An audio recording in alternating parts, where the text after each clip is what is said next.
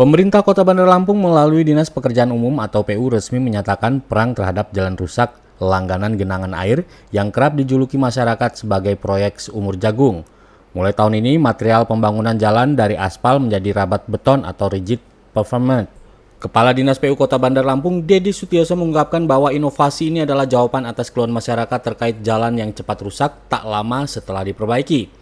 Dinas PU akan berinovasi di jalan lingkungan dan jalan kota yang rentan genangan air. Perbaikan akan dialihkan ke rabat beton dari yang sebelumnya menggunakan aspal.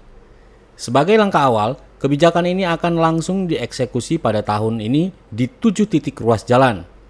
Dedi memastikan program ini akan berjalan bertahap dan terus ditingkatkan pada tahun-tahun mendatang.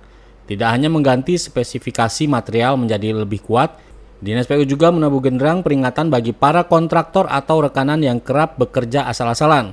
Fungsi pengawasan di lapangan akan diperketat secara masif, termasuk penambahan personil dan optimalisasi konsultan pengawas. Ia meminta pengawas PU aktif di lapangan. Begitu pula konsultan pengawas jangan hanya kerja di belakang meja, namun benar-benar awasi ke lapangan secara intens. Dinas PU tidak akan segan-segan menjatuhkan sanksi denda hingga blacklist atau daftar hitam bagi rekanan nakal yang terbukti mengerjakan proyek tidak sesuai spesifikasi teknis dalam kontrak kerja. Langkah tegas ini bahkan sudah mulai diterapkan kepada beberapa pihak yang melanggar. Akan berinovasi mungkin di jalan lingkungan yang tergenang air dan jalan kota kita menggunakan kol beton rabat. Itu akan kita mulai tahun 2000 tahun ini. Udah mulai tahun ini ya. Nah, untuk tahun ini rabat beton ada berapa paket sih Pak? Itu banyak. Kita ada 7 titik kira kurang lebih. Dan tahun depan akan terus kita tingkatkan ya. Kita tingkatkan di jalan lingkungan juga. Tapi khususnya untuk jalan-jalan yang masih labil ataupun yang memang Jalan-jalan yang tergenang air ya.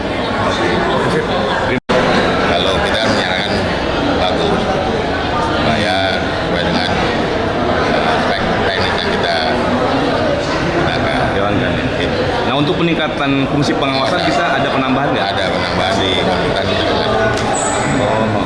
Nah, masalah terkait masalah konsultan pengawasan Pak Kadis, ada nggak sih himbauan ataupun penekanan kepada mereka untuk bekerja secara maksimal sehingga kejadian-kejadian tahun-tahun lalu nggak berulang? Ya, pengawasan harus aktif di lapangan, jangan di atas meja. Kita ada istilah punishment and reward nggak? Artinya ketika mereka ada masalah kita berikan punishment di blacklist atau ada ya? Sampai sekarang udah ada berapa sih rekanan yang sudah kita kenakan? Kalau itu nanti kita lihat dulu yang udah kena denda apa nanti kita akan.